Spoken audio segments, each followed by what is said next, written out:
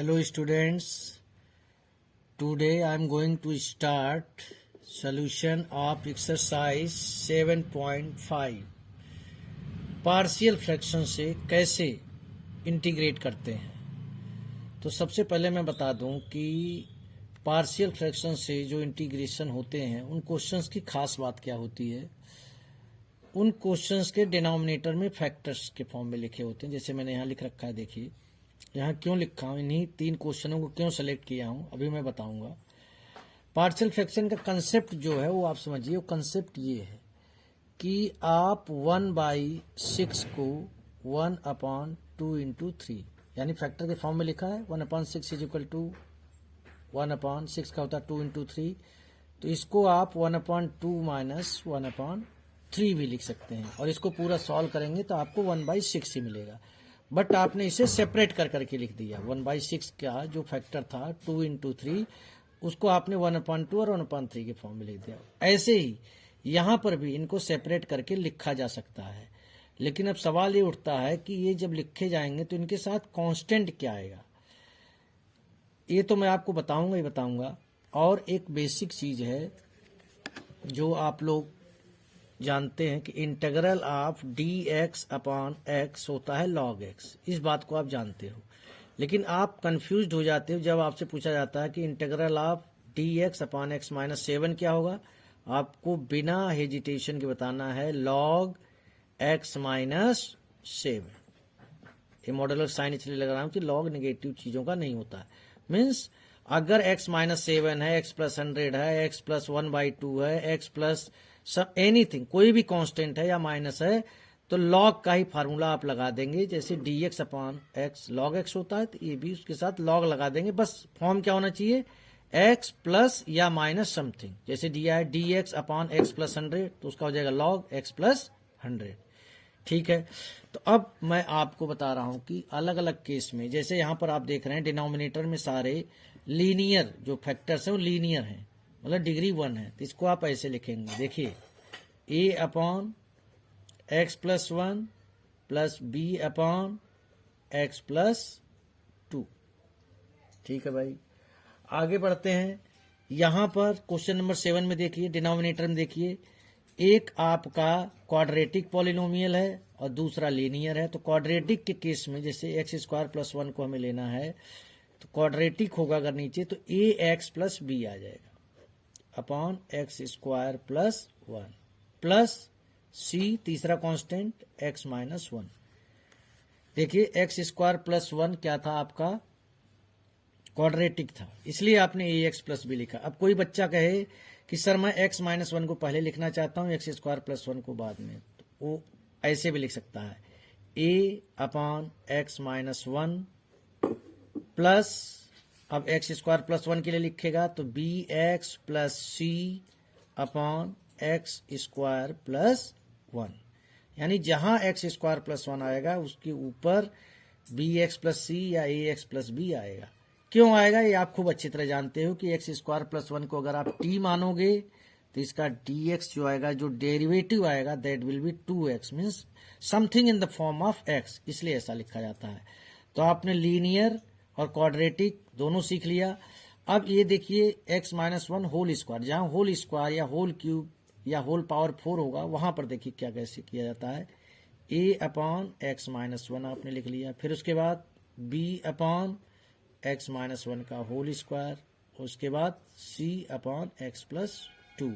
अगर यहीं पर क्यूब होता है एक्स माइनस 1 का क्यूब तो a upon x minus 1 plus b upon x minus 1 का whole square plus c upon x minus 1 का whole cube plus d upon x plus 2। तो आई होप कि आप पार्शियल फ्रैक्शन से जब इंटीग्रल करने जाएंगे तो पहले आप लिखना सीख गए होंगे अच्छी तरह कि कैसे लिखा जाता है। अब मैं एक्चुअल में इंटीग्रेट करने जा रहा हूं। पहले ही क्वेश्चन को लेता हूं, जैसा कि मैं इन्हीं 3 क्वेश्चंस को लूंगा और आपको बताऊंगा कि इस तरीके से लिखने के बाद फिर आप कांस्टेंट जो है ए बी सी ये वैल्यू कैसे निकालते हैं। तो पहले क्वेश्चन में आपने क्या लिखा है, आपने ये लिखा है पहले क्वेश्चन में कि x upon x plus 1 x plus 2 is equal to a upon x plus 1 plus b upon x plus 2। पहला स्टेप, जो यहाँ डिनोमिनेटर पर है x प्लस 1 x प्लस 2, इसका मल्टीप्लाई सब में कीजिए, इसमें भी कीजिए, इसमें भी कीजिए, इसमें भी कीजिए। कैसे, आप देखिए ध्यान से। एग्जाम में पहली बार बता रहा हूँ इसलिए लिख रहा हूँ, एग्जाम में डायरेक्ट कर सकते हैं आप। Is equal to a upon x plus 1 और फिर इसमें मल्टीप्लाई किसका होगा, x प्लस 1 और x प्लस 2 का, plus b upon x plus 2 और इसमें मल्टीप्लाई किसका होगा, x प्लस 1 और x प्लस 2 का। तो भाई जब यहाँ मल्टीप्लाई इसका कर रहे हैं तो इससे कैंसिल आउट हो जाएगा, ये इससे कैंसिल आउट हो जाएगा, आपका आ जाएगा यहाँ पर x। यहाँ a x plus 1 x plus 1 को कैंसिल आउट कर देगा, क्या बचेगा a एक्स प्लस 2 और फिर क्या बचेगा b एक्स प्लस 2 से x प्लस t का। मतलब एग्जाम में आपको ये करके दिखाने की जरूरत नहीं है, लेकिन मैं आपको समझाने के लिए यहाँ पर लिख रहा हूँ। अब लिख दिया मैंने। अब आपको यहाँ देखना है कि a के साथ आया x प्लस 2, b के साथ आया x प्लस 1। रफ पर जाइए आप, x plus 2 is equal to 0, x की वैल्यू क्या आ जाएगी, -2। तो पहले यहाँ वैल्यू आप रखिए -2। कौन सी वैल्यू रखनी है ये डिसाइड करता है इसको सॉल्व करने के बाद। -2 रख देंगे, देखिए -2 रख रहा हूँ। जैसे -2 रखोगे, -2 प्लस 2 0, 0 इंटू ये 0 हो जाएगा। और यहाँ पे क्या आएगा, b x की जगह -2 प्लस 1, तो -2 is equal to b, -2 plus 1 होता है -1, तो -2 इज इक्वल टू -b, तो b की वैल्यू क्या आ गई, 2। अब a x प्लस 1 दिया है तो x प्लस 1 को भी ऐसे सॉल्व कर लीजिए, तो x की वैल्यू क्या आ जाएगी, -1। यानी अब आपको इसी में x की जगह रखना है -1, तो -1 is equal to a -1 plus 2 और b वाले में -1 प्लस 1, तो -1 इज इक्वल टू a, यहाँ बचेगा 1 और -1 प्लस 1 होता है 0, तो प्लस b इंटू 0, यानी ये चीज ऑटोमेटिकली 0 हो जाएगी। ये 0 हो गया तो a इज इक्वल टू आ गया -1। आपके पास a की वैल्यू आ गई, आपके पास b की वैल्यू आ गई। अब आपका इंटीग्रल क्या था, आपका इंटीग्रल ये था। देखिए अब आप इंटीग्रल लिखिए आप कि x dx upon x plus 1 x plus 2 is equal to a क्या आ गया, -1, तो -1 dx अपॉन एक्स प्लस 1 और b क्या आया है, 2 आया है, तो 2 dx अपॉन एक्स प्लस 2। अब आपको बताने की जरूरत नहीं है, माइनस इसका मैंने अभी बताया था, dx अपॉन एक्स प्लस 1 का हो जाएगा log x प्लस 1 और यहाँ पे क्या हो जाएगा, 2 बाहर निकालिए, dx अपॉन एक्स प्लस 2 क्या हो जाएगा, log x प्लस 2। अब इसी को थोड़ा मैं मॉडिफाई कर रहा हूँ। 2 log x प्लस 2 को आप क्या लिख सकते हैं, लॉगरिथम की मैंने अभी वीडियो डाली है, देख लीजिएगा। 2 log x प्लस 2 को आप क्या लिख सकते हैं, log x प्लस 2 का होल स्क्वायर और माइनस log x प्लस 1 यहाँ पर है। देखिए 2 log x प्लस 2 को हम लिख सकते हैं log x प्लस 2 का whole square minus log x plus 1। अब log a minus log b क्या सिखाया हूँ आपको, log a अपॉन b। ये आपका फाइनल, प्लस c और लगा देंगे, ये आपका फाइनल आंसर आ गया, log x प्लस 2 का whole square upon x plus 1 plus c। तो देखिए पहले आप इसे तरीके से स्टैंडर्ड फॉर्म में लिखिए और स्टैंडर्ड फॉर्म में लिखने के बाद आप कांस्टेंट की वैल्यू निकालिए। कांस्टेंट की वैल्यू के लिए मैंने यहाँ पर -2 रखा, -1 रखा। जरूरी नहीं है कि आप यही वैल्यू रखें जो मैंने आपको बताया, लेकिन मैं ये वैल्यू रख क्यों रहा हूँ, क्योंकि ये वैल्यू रखने पर ऑटोमेटिकली आपकी एक चीज 0 हो जाती है और आपकी a और b की वैल्यू डायरेक्ट आ जाती है। अगर कोई बच्चा यहाँ पर 2 रख दे, 3 रख दे, 4 रख दे, 0 रख दे, 2 बार रखेगा, क्योंकि a और b हैं तो दो इक्वेशन होनी चाहिए ना, तभी तो सॉल्व हो पाएगा। और वैल्यू रखकर भी आप निकाल सकते हैं, लेकिन और वैल्यू रखेंगे तो लीनियर इक्वेशन आएगा, 2 वेरिएबल में a और b होंगे वो, फिर उसको आप एलिमिनेशन मेथड से सॉल्व करेंगे। तो यहाँ पर ऐसे करने पर कुछ नहीं करना पड़ रहा है, डायरेक्ट वैल्यू निकल के आ रही है। अब हम क्वेश्चन नंबर 7 सॉल्व करने जा रहे हैं, जो आपको अभी मैंने बताया। क्वेश्चन नंबर 7 देखिए ध्यान से। मैंने क्या कर दिया है, ये इस तरीके से लिखा है, ए एक्स प्लस बी पहले बता चुका हूं कैसे क्यों लिखा गया है। अब अगले स्टेप में क्या किया है, मैंने यहाँ करके नहीं दिखाया है, x square plus 1 x minus 1 का यहाँ जो डिनोमिनेटर में है इनका इसमें भी मल्टीप्लाई करेंगे, इसमें भी करेंगे और इसमें भी करेंगे। तो इसमें मल्टीप्लाई करेंगे तो केवल एक्स बचेगा, इसमें मल्टीप्लाई करेंगे तो एक्स स्क्वायर प्लस 1 से एक्स स्क्वायर प्लस 1 कट जाएगा, केवल एक्स माइनस 1 आएगा। और सी में जाएंगे तो एक्स माइनस 1 कट जाएगा, केवल एक्स स्क्वायर प्लस 1 बचेगा। अब आप वैल्यू कैसे रखेंगे, जो मैंने अभी आपको बात बताई। तो यहाँ पर आप x माइनस 1, देखिए यहाँ x माइनस 1 है तो x minus 1 is equal to 0, x की वैल्यू क्या आ गई 1, भाई 1 रखिए। तो चलिए जल्दी से x की वैल्यू 1 रखते हैं। 1 is equal to a plus B, A पूरी चीज हो जाएगी 1 माइनस 1 प्लस सी 1 स्क्वायर 1 हो गया प्लस 1, तो ये पूरी चीज 0 हो जाएगी, यहाँ आ जाएगा 2c इज इक्वल टू 1, सी की वैल्यू 1/2। अच्छा यहाँ पर आप ए एक्स प्लस बी ऐसा आया हो तो x की जगह 0 रख दीजिए, x की जगह क्या रख दीजिए 0, तो x की जगह 0 रख रहे हैं इसी इक्वेशन में, x की जगह 0। देखिए 0 रखने पर मैं जानबूझ के 0 रख रहा हूं जिससे कि ये चीज 0 हो जाएगी, केवल चीज बचेगी क्या b, और यहाँ 0 माइनस 1, 0 यहाँ रखा है 0 हो गया plus b 0 minus 1 plus c 0 square plus 1, तो 0 इज इक्वल टू आ जाएगा माइनस बी प्लस सी, यानी आपका आ गया एक इक्वेशन की minus b plus c is equal to 0, एक ये इक्वेशन है। अच्छा सी की वैल्यू आपकी आ चुकी है 1/2 पहले से, तो डायरेक्ट यहीं पर रख दीजिए 1/2, तो minus b is equal to minus 1/2, तो बी इज इक्वल टू हो जाएगा 1/2। अभी आपको बी और सी की वैल्यू आ गई लेकिन ए की वैल्यू नहीं आई है, तो ए की वैल्यू निकालने के लिए अब आप अपनी मर्जी से कोई एक वैल्यू रख लीजिए। तो 0 और 1 आप रख चुके हैं, 2 रख लीजिए, ज़्यादा बड़ी वैल्यू नहीं रखेंगे क्योंकि बड़ी वैल्यू रखेंगे तो कैलकुलेशन आपको ही करनी है। मैं आपको पहले बता चुका हूं कि आप कोई भी वैल्यू रख सकते हैं, लेकिन मैं जानबूझ के ऐसी वैल्यू रखता हूं कि ज़्यादा से ज़्यादा टर्म 0 में कन्वर्ट हो जाए। अब मैं x की वैल्यू रखने जा रहा हूं 2, इसी में x की वैल्यू 2 रखने जा रहा हूं, तो 2 इज इक्वल टू क्या आ जाएगा 2a plus b 2 minus 1, 2a plus b 2 minus 1 plus c 2 square plus 1, 2 is equal to 2a plus b plus 2 square होता है 4 प्लस 1 5c। तो अब आपको कुछ नहीं करना है, आपकी c की वैल्यू आ चुकी है, b की वैल्यू आ चुकी है, इसको आप यहाँ पुट कीजिए।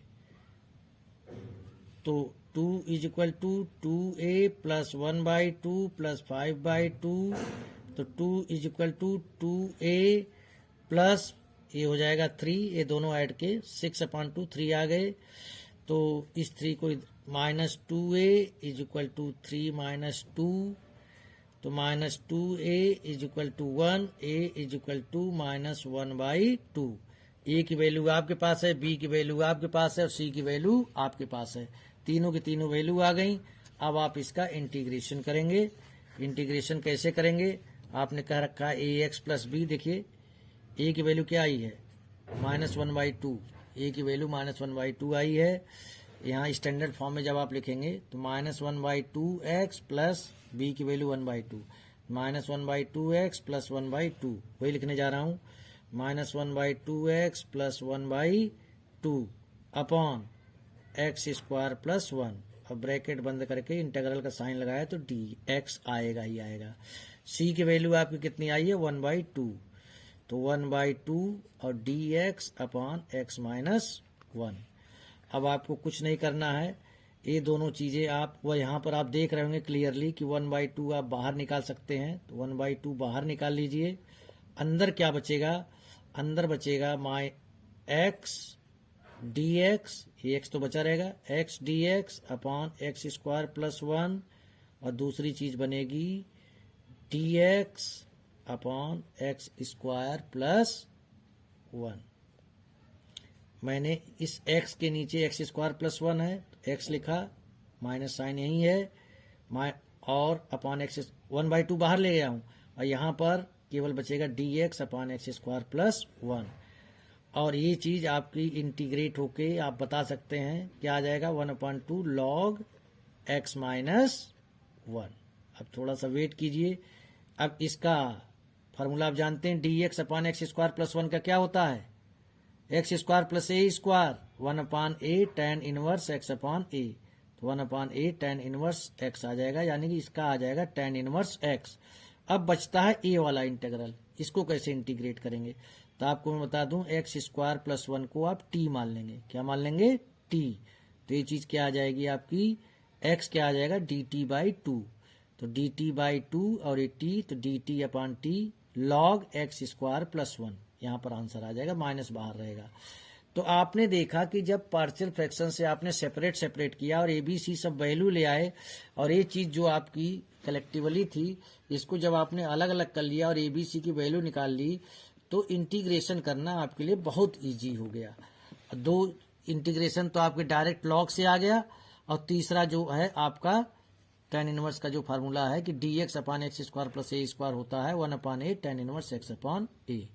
तो आई होप आपको क्वेश्चन नंबर 7 समझ में आया होगा। देखिए, इस चीज को आप विशेष रूप से ध्यान रखेंगे कि किस फॉर्म में लिखा जाएगा।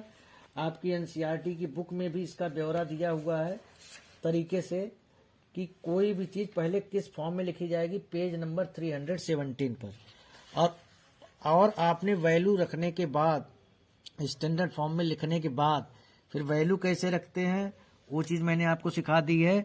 तो वैल्यू रखने के बाद जो चीज आएगी उसको इंटीग्रेशन कर पाना आपके लिए बहुत ही इजी होगा, बहुत ज्यादा इजी होगा। आगे बढ़ते हैं। अब आते हैं क्वेश्चन नंबर, जो आपसे डिस्कशन हुआ था कि क्वेश्चन नंबर 8। अब क्वेश्चन नंबर 8 सॉल्व करें।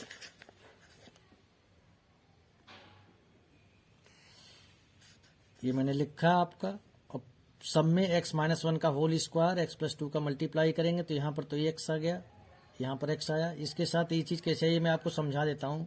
अगर थोड़ा सा आपको नहीं समझ में आया तो मैंने कहा कि इसमें मल्टीप्लाई हम करेंगे x माइनस 1 का होल स्क्वायर और x प्लस 2 का। तो बेटा x माइनस 1 से एक बार x माइनस 1 कैंसिल आउट हो जाएगा, तो केवल बचेगा x माइनस 1 और x प्लस 2। वही चीज़ मैंने लिखा है। यहाँ पर मल्टीप्लाई करेंगे तो x माइनस 1 का होल स्क्वायर पूरा कैंसिल आउट हो जाएगा, केवल x प्लस 2 बचेगा। और यहाँ c में x प्लस 2 कैंसिल आउट हो जाएगा, केवल x माइनस 1 का होल स्क्वायर। अब शुरू हो जाइए। x minus 1 is equal to 0, तो x की वैल्यू 1, तो x की वैल्यू 1 रखते हैं। ये पूरी चीज़ 0 हो जाएगी। यहाँ क्या आ जाएगा, b 1 प्लस 2, और आपको बता दूँ ये भी पूरी चीज़ 0 हो जाएगी। तो देखिए 3b आ गया। x जहाँ जहाँ x है वहाँ 1 रखिए, तो ये 0 हो जाएगा, ये 0 हो जाएगा, तो केवल b वाला टर्म तो बचेगा। तो b की वैल्यू क्या आ गई, 1/3। फिर x plus 2 is equal to 0 solve कीजिए, तो x की वैल्यू क्या आएगी, -2। अब इसी इक्वेशन में x की वैल्यू -2 रखेंगे। देखिए -2 इज इक्वल टू a -2 -1 लिखोगे, -2 प्लस 2 0 हो जाएगा। तो इसको तो लिखने की कोई जरूरत है नहीं, इसलिए मैं इसको मेंशन नहीं कर रहा हूँ। ये पूरा 0 हो गया, ए भी 0 हो जाएगा, क्योंकि -2 प्लस 2 ये भी 0 हो गया, तो केवल सी वाला टर्म आएगा। ये फायदा होता लिखने से।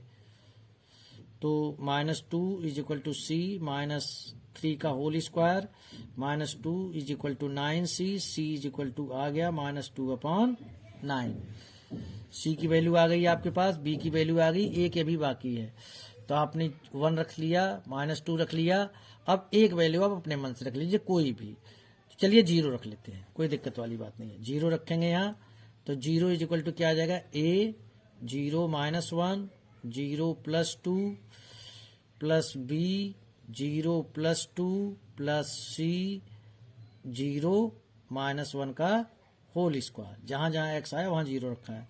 तो 0 is equal to a -1 2 plus b, जल्दीबाजी में 0 मत लिख देना, 0 इंटू होता तब 0 हो जाता है। यहाँ तो 0 प्लस 2 है ना, तो 2 आएगा, और यहाँ पर आएगा प्लस c, क्योंकि -1 का स्क्वायर +1 होता है। तो क्या आ गया आपका, -2a plus 2b plus c is equal to 0। c की वैल्यू आपके पास है, b की वैल्यू आपके पास है। ये दोनों वैल्यू आप पुट कीजिए। तो -2a प्लस 2b यानी 1/3 प्लस c यानी -2/9।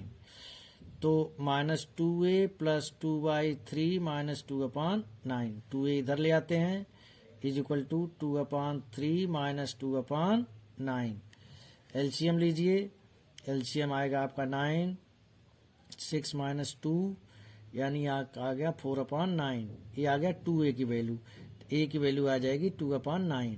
अब आप a की वैल्यू ले आए, b की वैल्यू ले आए, c की वैल्यू ले आए। अब बड़े इजीली आप इसे सॉल्व कर सकते हैं आप। अब जैसे कि आपने जो किया है, ये क्वेश्चन जो है आपका, अब a की वैल्यू क्या आई मैं आपको यही समझाता हूँ, 2/9 आया है। तो इसको इंटीग्रल करने जाएंगे तो 2/9 dx यही तो आएगा, x-1। 2/9 बाहर कीजिए, क्या बच जाएगा, dx/x-1। और आप जानते हैं इसका क्या होता है, अभी सिखाया था आपको, log x-1।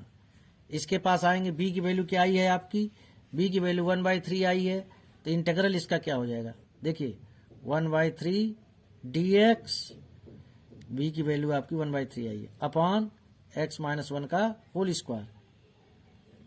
असली चीज जो है ए बी सी की वैल्यू निकालने तक है, dx/x-1 का होल स्क्वायर। x-1 को आप t मान लीजिए, तो dx = क्या आ जाएगा, dt हो जाएगा। तो यही इंटीग्रल क्या हो जाएगा, 1/3 dt/t²। और ये ऊपर जाके क्या हो जाएगा, t⁻⁻2 dt। और इंटीग्रल का फार्मूला लगाएंगे तो t-2 + 1, नीचे भी -2 + 1, तो क्या आ जाएगा 1/3 t⁻⁻1/-1, यानी हो जाएगा -1/3 1/t। t⁻⁻1 क्या होता है, 1/t। यानी इसका इंटीग्रल हो जाएगा -1/3, और t आपने क्या माना है, x-1 -1/3x-1। और सबसे लास्ट में बचता है आपका c की वैल्यू आई है -2/9, तो -2/9 log x+2। तो log की प्रॉपर्टी का यूज करते हुए जो चीजें प्लस हो सकती हैं, माइनस हो सकती हैं, उसको आप कर सकते हैं। इसी एक्सरसाइज का बेटा क्वेश्चन नंबर आपका 6 जो है वो थोड़ा सा डिफरेंट है। मैं आपको पहले भी बता चुका हूँ कैसे डिफरेंट है, अभी बताने की कोशिश करता हूँ। देखिए यहाँ पर मैंने बताया कि इंटीग्रेशन एक बहुत बड़ा रूल होता है, और रूल ये होता है कि आप इसे इंटीग्रेट तब तक नहीं कर सकते जब तक न्यूमरेटर का पावर डिनोमिनेटर से कम ना हो, बराबर भी नहीं होना चाहिए। तो यहाँ मैंने मल्टीप्लाई कर दिया है, 1 - x² आ गया है। अब आप रफ पर जाकर 1 - x² को पहले x - 2x² से डिवाइड करें, तो -x² को माइनस, देखिए रफ पे जा रहा हूँ, x² को -2x² से डिवाइड करेंगे तो आ जाएगा 1/2। 1/2 यहाँ लिखिए, 1/2 का x में करिए तो क्या आएगा 1/2x। 1/2 का -2x² में करेंगे तो क्या आएगा -x²। अब साइन चेंज कीजिए, प्लस माइनस, तो ये कैंसिल आउट हो गया, तो यहाँ बचा -1/2x + 1। तो मेरा कहना था कि जो ये क्वेश्चन था 1 - x² अपॉन x 1 - 2x = इसको आप लिख सकते हैं 1/2 प्लस, ध्यान दीजिए, -1/2x + 1 अपॉन x 1 - 2x। तो इसका तो इंटीग्रेशन आप करेंगे तो क्या आएगा 1/2x आ जाएगा। इसका इंटीग्रल आप करेंगे कैसे, पार्शियल फ्रैक्शन से। और पार्शियल फ्रैक्शन से कैसे करेंगे, a/x + b/1 - 2x। और वैल्यूज वगैरह अगर आप रख लेंगे और आपका पूरा क्वेश्चन कंप्लीट हो जाएगा। अब इसमें कुछ एक क्वेश्चन और दिए हुए हैं जो आपको मुझे बताना पड़ेगा, स्पेशली दिए हुए हैं।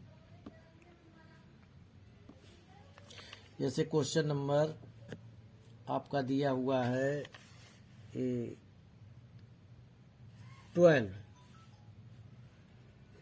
बाकी क्वेश्चन आप करिएगा, कोई दिक्कत आए तो आप पूछ सकते हैं, उसको अभी वीडियो तैयार मिलेगा आपको। यहाँ पर भी यही इशू है। क्या इशू है, इसको पहले आप इससे डिवाइड कर लेंगे क्योंकि न्यूमरेटर का पावर डिनोमिनेटर से ज़्यादा है, तो पहले आप डिवाइड कर लेंगे, उसके बाद कुछ करेंगे, क्योंकि न्यूमरेटर का पावर डिनोमिनेटर से ज़्यादा नहीं होना चाहिए। अब हम आते हैं क्वेश्चन नंबर 15 पर। बाकी क्वेश्चन को आप बड़े इजीली कर सकते हैं। एक बार क्वेश्चन नंबर 9 को भी देख लें, 9 में कुछ अलग है। वो अलग क्या है मैं आपको बताता हूँ। X cube minus x square minus x plus 1। अब आप यहाँ पर फैक्टराइजेशन कर लेंगे इसका। X cube minus x square में एक्स स्क्वायर कॉमन आएगा तो यहाँ बचेगा एक्स माइनस वन और बाहर निकाल लीजिए -1। क्लास 9th में आपने फैक्टराइजेशन पढ़ा होगा। तो ये हो गया x minus one x square minus 1। तो इसको फिर से आप लिख सकते हैं 3x plus 5 x minus one x plus 1। मैं इस क्वेश्चन को इसलिए लिया हूँ कि क्योंकि डिनोमिनेटर का यहाँ आपको फैक्टराइजेशन करना था। तो यहाँ आपने एक्स स्क्वायर बाहर लिया तो यहाँ आ गया ये चीज़। क्लास 9th में आप कैसे करते थे मैं आपको बता दूं कि पॉलिनोमियल में आप 1 -1 रख के देखते थे किस पे 0 आ रहा है। तो यहाँ 1 पे 0 आ जाएगा, यानी इसका x माइनस 1 एक फैक्टर है। x माइनस 1 से आप डिवाइड करेंगे तो एक्स स्क्वायर माइनस 1 आएगा। एक्स स्क्वायर माइनस 1 को अब इसको आप समझ गए होंगे, ये बिल्कुल आपका पहले दूसरे क्वेश्चन की तरह हो गया। a/x minus 1 plus b/x minus 1 plus c/x plus 1, और बड़े इजली आप कर सकते हैं। तो इस वीडियो में अभी यहीं तक। कुछ मोस्ट इंपॉर्टेंट क्वेश्चन अब भी बचे हुए एक्सरसाइज में। Question number 15, question number 16, question number 20, जो कि मैं नेक्स्ट वीडियो में आपको एक्सप्लेन करूंगा। बट अभी मैं चाहता हूं कि आप इसको देखें, समझें, और इसके ऊपर बेस्ड कई क्वेश्चन मैंने नहीं करवाए हैं उनको करने की कोशिश करें और बताएं कि क्या आप कर पा रहे हैं। और स्पेशली आप जिन क्वेश्चंस का सोल्यूशन चाहते हैं एक्सरसाइज 7.5 से, उसको आप लिख कर भेजें कमेंट सेक्शन में। तो मैं उसका जब नेक्स्ट वीडियो बनाऊंगा इसी एक्सरसाइज का, तो बनाना तो है ही, तो मैं उन क्वेश्चंस के भी सोल्यूशन को अपलोड कर दूंगा। Thank you.